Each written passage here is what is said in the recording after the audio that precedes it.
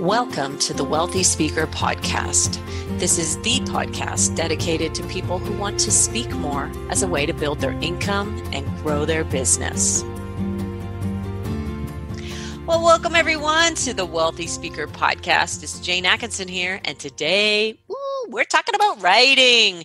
Do you need to write your first book or your next book? Well, our special guest, Allie Pleiter, has written 40 books. Oh my goodness, Allie, welcome. Thank you. It's great to be here.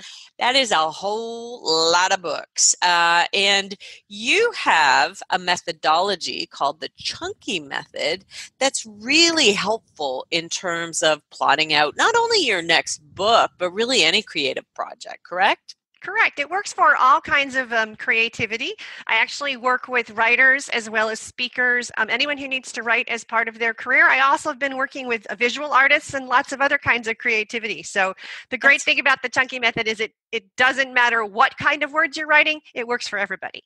Awesome. Well, tell people a little bit about your background and what these 40 books have looked like for you, kind of where you've come from, because now you're really a part of our world of the speaking industry, correct?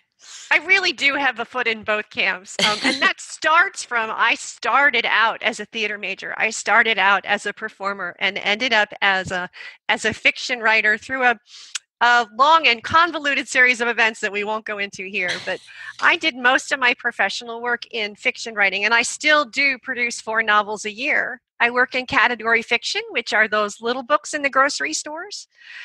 So there's a real volume. You need to produce a certain amount of those books. The expectation is about 4 a year, and that's what I do. 4 per year. And I realized that the systems and the ways that I was getting that done applied to speakers as well. And so I started talking to speakers about how I get all the writing done. And it worked out perfectly. People were saying, oh, I need to do that. How did you do that? Teach me to do that. That is such good information. And it's so timely for me because I'm in the throes of developing the Wealthy Speaker School.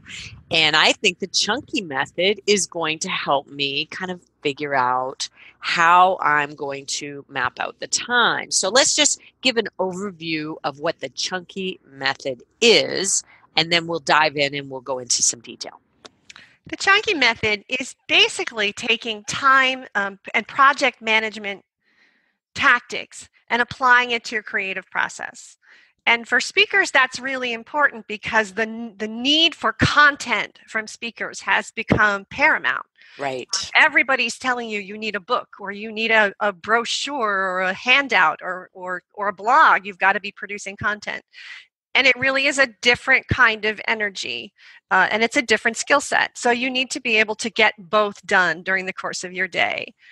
The chunky method is based on one basic idea, which is that every person, their creativity has what I call a chunk. Okay. And a chunk is how much creativity, in this case writing, can you do before you sort of run out of steam? Mm-hmm. Everybody's chunk is different and everybody's chunk is unique. And if you can figure that out, then you know that's the sort of building block that you use to get it done. You're not writing more than your own personal style allows, which burns you out really fast. Right. You're not writing less so that you're maximizing. So once you figure out that chunk, then you use that data to build a schedule and a work style to make sure that writing gets done in amongst all the other things that speakers have to do. Beautiful, beautiful. Well, we're going to cover kind of 3 steps to the chunky method. And the first one is kind of talking about what you just mentioned about your speed. Not everybody could go away for a week and write a book and have it be done, or go away for 2 weeks or whatever. Everybody needs a little bit different. Say more about that. That actually falls right into what I call your chunky style. Okay. Which is, are you a big chunk writer or a little chunk writer? Right. Big chunk writers need to do exactly, or they like to do exactly what you just described. They go away for the weekend, they book a hotel room for 4 days, they pound out huge parts of their book all at once. Yeah. And that's great, but not everybody works that way. Sure. Other people are what I call little chunk writers, which is they work on a smaller sort of creative battery. Mm-hmm. And so you've got to be able to schedule for that. The big chunk writers, you can gun and pull all-nighters to meet your deadline. Little chunk writers, you can't really do that and get away with it and still get Right. quality work. So Right. that's the What one are dynamic. you? I am definitely a little chunk writer. I'm a little chunk writer too because having done, I'm kind of supposed to be doing my fourth book, but I'm doing the school instead. But having done three before, I really had to say, okay, at about the 3 to 4 hour mark, I'm tapped out. I don't really have any more quality good to put on the paper at that 3.5 hour mark. That's it for my brain. And that's really how I am even in my daily work schedule. If I try to coach 7 people in a day, the seventh person is not going to get the best of me. That's true. The chunky method, or the chunk, really can apply to all kinds of work. Yes. But the thing that I like to tell writers to do is to try and not to think in terms of hours, because it's much more productive to think in terms of how many words you actually produce. It's a tiny little shift, but it gets your mind thinking about how many words do I actually get down on the page.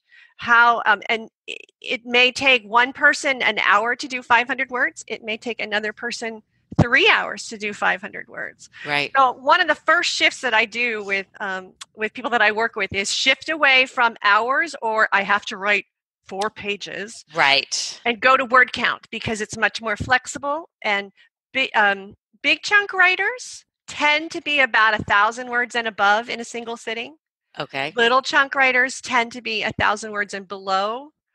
If you are not writing as your primary how you spend your day. Right.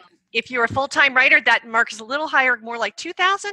But for most people, the 1,000 mark, people under 1,000 tend to be little chunk writers. People over 1,000 tend to be big chunk writers. And there's behaviors and considerations and planning tools that are different for each of those styles. Wow, that is so interesting. And so, um, do you find that this is kind of, I'm going down a little bit of a squirrel path here, so apologies in advance.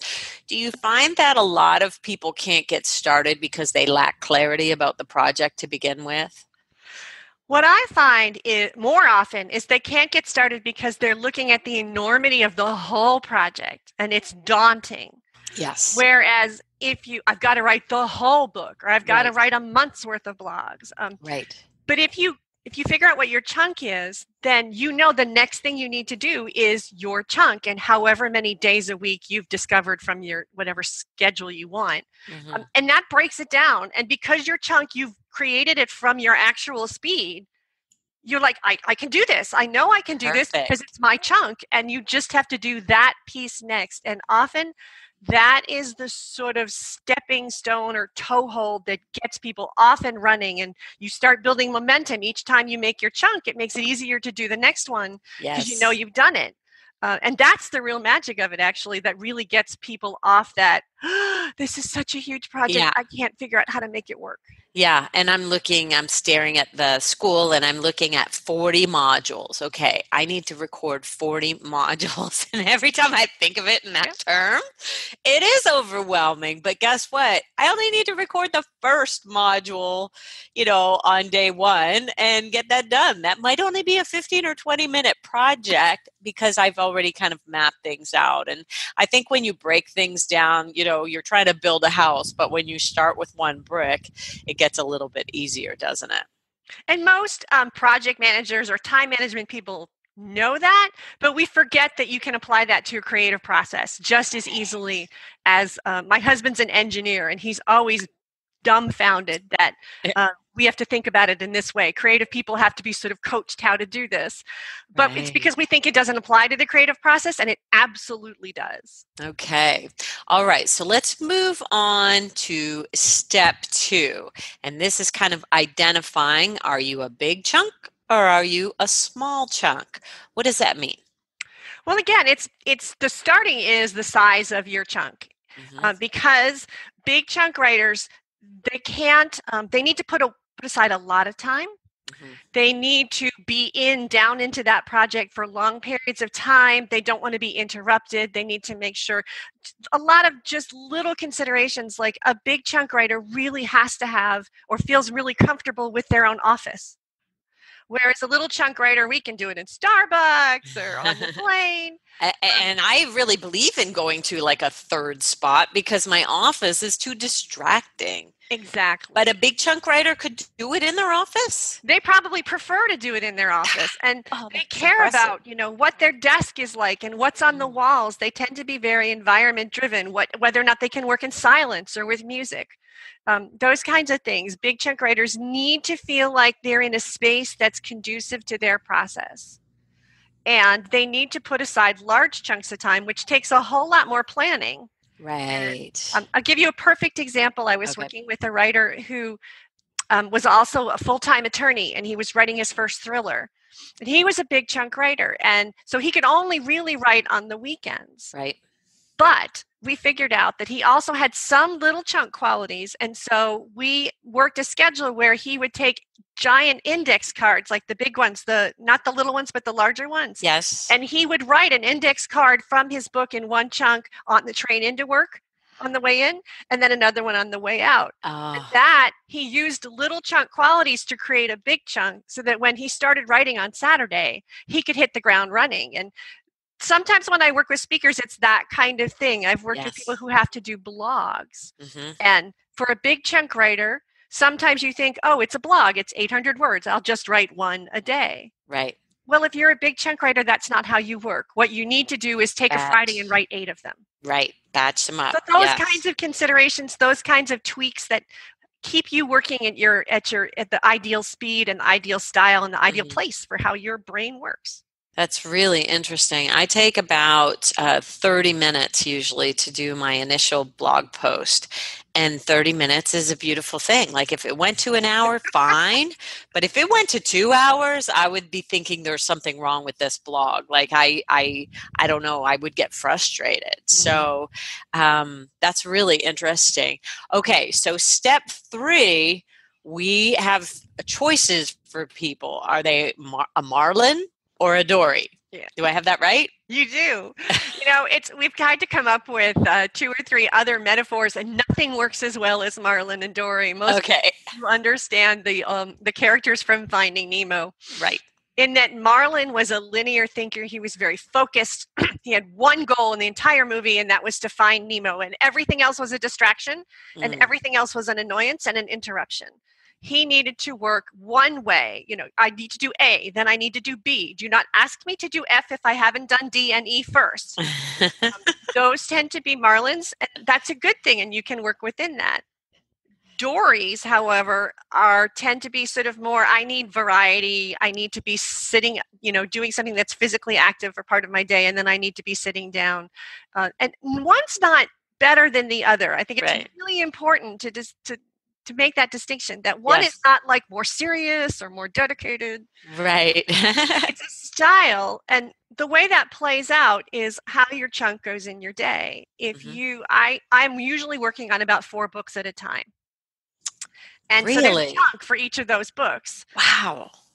I'm not a Marlin, and I'm not a big chunk writer, so I know that I need to sort of pepper those in throughout my day with other tasks that are just as productive, but feel like breaks for my productivity. So I will do my chunk literally. That's what I did before I talked to you. I got my chunk for book 1 done, and then I do something like this where it's visual or it's physical, and it's a sort of wash for my brain to start over again. And then the next chunk that I do will be later in the day, and it will be a more thought process. It's probably a nonfiction piece or whatever. But if you can take those dynamics and build how you handle your to-do list for the day, you will get so much more done because you're working with how your creativity naturally shows up. Flows. Right. It's happening organically rather than you trying to plug a square peg into a round hole. You're trying to do something that just doesn't suit your style, right? How many big chunkers do you see trying to work in small or vice versa? That's probably common in your coaching, right? Yeah, one of my favorite comments was the woman who said, "I'm just a big chunk girl forced to live in a little chunk world." That's good. I So like yeah, that. sometimes there are external factors that make it more difficult. And I think that's true for speakers Hmm. because there are a lot of other pulls on our time. We have to protect our energy for when we're speaking, for when we're connecting Yes. with audiences. Um, and so it's you got to fold it all together. And I think it's not like there's some silver bullet that the chunky method is handing you. It's taking a look at how your brain works and crafting your day and your to-do schedule and your workload based on that, so that you're Right. never working out of burnout or low energy, or you're forcing more writing than your brain really is going to come up with, because Right. nobody wins. You don't get good content, you burn yourself out, and then you're grumpy for the next task that you have to do. I have clients who say, I just cannot write on an airplane. Hmm. And I find that going into anywhere that's noisy and putting on a pair of headphones, like a Starbucks or a bookstore or something like that, I find that really conducive to writing. So everybody's just got their own style and their own ability to do, you have to find what's perfect for you. Yeah, and sort of wield it to your advantage. But yes, Hmm. there are a lot of, for big chunk people, they really need to be in a space, and sometimes either they try to force it. I'm going to be like that guy on the plane next to me, Right. or they don't honor that need of space, and they don't have an office, or they're trying to work in some place. And travel adds another. There are chunky method writers who can do really well on the road, Hmm. and chunky method writers who just can't. And then you're so much better off owning up to that and planning for what you know is your Right. best work Do situation. other things. Yes, for Yeah, sure. then That's try really to be good. somebody else. Okay, so those are our kind of three big chunks of the steps. Let's talk a little bit about, why, let's say someone's trying to get off the mark with their first book and they're struggling to kind of get there. Why would somebody want to just really be motivated to do that? What do you think the benefits are for someone to have that intellectual property in their hand? There's so much that a book can do for you as a speaker. It serves as a lasting impression of the lessons that you're trying to do. I mean, the book stays on somebody's shelf, and if you've done it right, they're going back to it. Um, Hmm. just to be found on Amazon or any other places that books are is a form of PR. Marketing. You Yep. can get into really, really deep subjects and really impact somebody. Hmm. I find a lot of people come and ask me to speak or coach because they've read the Chunky Method. Right. And let's face it, there's a certain amount of expertise Hmm. that is inferred when you can say you've got a book. It raises your status, It really and in does. some cases raises your fee directly. Yeah. Let's talk pro or con in terms of ghostwriters or co-authors or something like that. I mean, I have friends who are ghostwriters. Hmm. I don't think it's a bad thing at all, but I am always really firmly of the belief that you are the best person to give your message. Right. And we're all natural, as speakers, we're all natural communicators to begin with. Right. But the idea, and I have seen people who say, just have somebody transcribe your last presentation. Hmm. I don't really think that works because we don't speak the way we read. Right. And I've read content, I'll just leave it at that sounds exactly like they transcribed a presentation, and it doesn't read like a book. It reads like a transcript. Right. So I really feel that you owe it to yourself as a speaker. I get it that it might not work, that you might end up having to do for ghostwriter, but I really truly believe that if you want the best quality content, it Hmm. needs to come from you, and it needs to, you need to not be sort of squeezing it out of yourself like a frosting tube. You need to be working at it in a way that makes sense, that you're going to bring energy to it, because you can tell when there's energy behind the words and when they've sort of been just banged out. So squeezing it out of yourself like a frosting tube, ladies and gentlemen, Allie Pleiter, writer. This is exactly the kind of language that comes out of someone who is actually creative for a living. I love it. You know what? I don't think I've ever quite put it quite like that before. But, you know, We love our metaphors, us writers. That was fabulous. Okay. Can the chunky method work for any speaker at any stage in their career? I have yet to see someone for whom it hasn't worked. Right. I think it's really especially effective for someone who's writing their first book because it builds a writing practice that you can grow. When I first started out, when I was writing my first book back in 2000, my chunk was 600 words. Now it's 1,100, and I do it twice a day.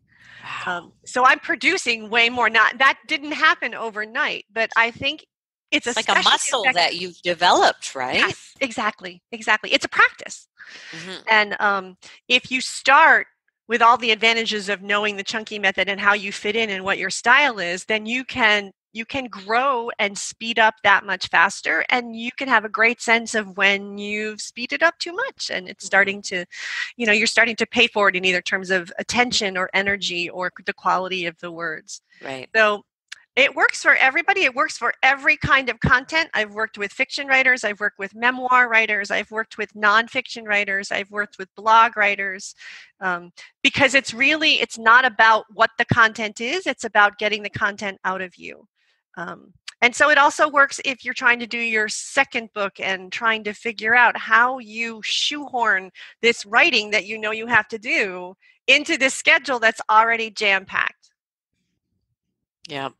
Do you ever think that people try to put too much into one book, like rather than, maybe it's 3 books really that should be broken down into individuals? That certainly is something that I've seen happen in speeches. People try to do too much with a speech. They think that they have to give so much value that it ends up being too much for the audience. I'm actually not an editor.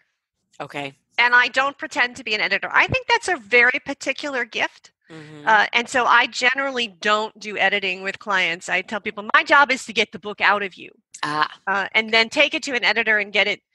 So I don't often address that question. Right.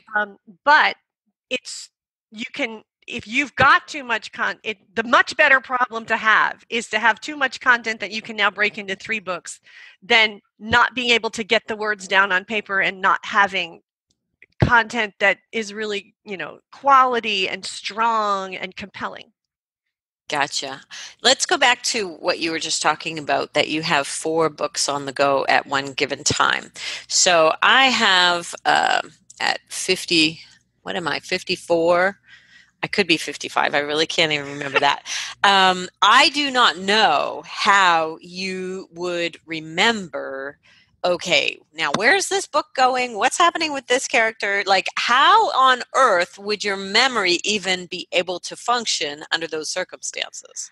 Well, the good news is that very frequently they're connected books because I work in category romance. So often I'm writing a series. And so it's a sort of a cast of characters that I know well. Okay. Occasionally someone will ask me about something and I'll kind of go, which book was he in again? Yes. But usually what happens is that I sort of know where it's going, and I've gotten to the point where I can wield the chunky method to the point where I am generally not doing the first draft of more than 1 book at a time. Okay. So 1 book is being drafted the first time, which is always the most difficult part for me. The second book is being edited. The third book is probably being line edited. Oh, different stages. Okay, now I'm with you. And then the 4th one is being proposed for the next set. So no, I'm not actively writing 4 books at a time. That would require probably more brain cells or 3 of me or something like that. Definitely wouldn't serve me. Okay, now I get it. Different stages. That makes perfect sense. Okay. Let's talk about, as a final topic here, the difference between nonfiction writing and fiction writing like you're doing. I actually do both. Yes, you do I've both, which done most authors, I 5 don't. nonfiction books, and majority happen to be novels. They're rather similar in ways that people don't expect. In that, I think in order to make a very good nonfiction point, you have to be a bit of a storyteller. I mean, we know that from speaking. You've got Hmm. to be able to give examples, even if not from your own life. Then you want to be able to tell a story and pull somebody into a concept. So they're more alike than I think we often give them credit for. But there's certainly issues of you've got to be able to have clarity with nonfiction. You've got to have a very strong logical progression of your points through the book. The structure tends to require more attention up front Hmm. because you're not peeling a story apart as you go. People always say, how do you get your novel ideas? And the only answer I can ever give, it's another metaphor, is it's like pulling a sweater. If you snag a sweater and you pull it, and then it pulls a little farther, and then it pulls a little farther. That is the closest description I can give you That's to how how it my fiction works, is writing it? You goes. don't have the whole idea of what's going to happen in the end in your mind at the beginning of a romance novel. Well, I do, and certainly because it's a romance, we all know the end. They end up together happy. Yay! From there, don't do that. You got a whole lot wrong. So I Yeah. do know the overarching plot of the story. I have to. Category romance is a volume business, so you really have to know what you've got. But how we get there and the little twists and turns along the way, I very rarely know those ahead of time, and Okay. that's kind of the fun for me. That's really interesting. I love just, kind of diving into this. And I think you're so right. When you mention about the stories, people have to remember that in nonfiction, in the how-to world, the stories are what help people really wrap their minds around your points, and they're equally as important, don't you think? Yeah, you can't just give them, bullets. Teaching, It's not a teaching, PowerPoint teaching. presentation. So yes, I do believe that there's a lot of storytelling that's involved. In some ways, it is a little easier because I believe you should know the structure of your book before you get in. We do a lot of work in terms of structure and outline when I'm working with nonfiction writers. Hmm. And then here comes another metaphor. It's sort of like a Christmas tree in that once we've got the structure and the outline, if you know that, then it doesn't necessarily, you don't have to necessarily write it in order. If you've got the idea for, oh, there's how I'm going to write that piece, then you pick up that ornament and you put it on that part of the tree and you write that chunk, and then another chunk, oh, here's this one goes over here. Hmm. So you free an author, a writer, from having to do it from beginning to end. If they've got an inspiration, if they know that's their chunk and they know the overall, they can kind of, oh, it goes here and it goes here. And we literally lay it out like on an office wall. Here's where Yeah. it goes. And I again, love post-it notes on an office wall. That's so visual, right? Oh, wait a second. Pick that up and move it over there. right, It that makes, moves over there. yeah. You introduce someone to that concept in terms of writing, and it frees them up to work with exactly what's in front of them, what the Yeah. next thing is. That And there's next such brick. power Yeah. in that. That's really good. Well, Allie Pleiter, people may want to be in touch with you. And what's the best first step? Where should they go to communicate with you about your work? The easiest place is alliepleiter.com. So Let's that's spell that out. ALLIEPLEITER.com. And there's a coaching tab on there, or there's just a lot about the chunky method. You'll see a lot of novels because they're all on there Right. that talks about the books and the speaking and the coaching. Sure. And you can get the chunky method pretty much anywhere books are sold. Great. And it comes in an electronic form as well as a paperback. Beautiful. Well, you have provided, and I'm really hoping that people will be inspired to just go and do it. You've got me inspired because now I know I'm a small chunk person, and so I need to get on my calendar small chunks of time where I can go brick by brick and start building my wall. So Yeah. thank you so much, Allie, for being here with us today.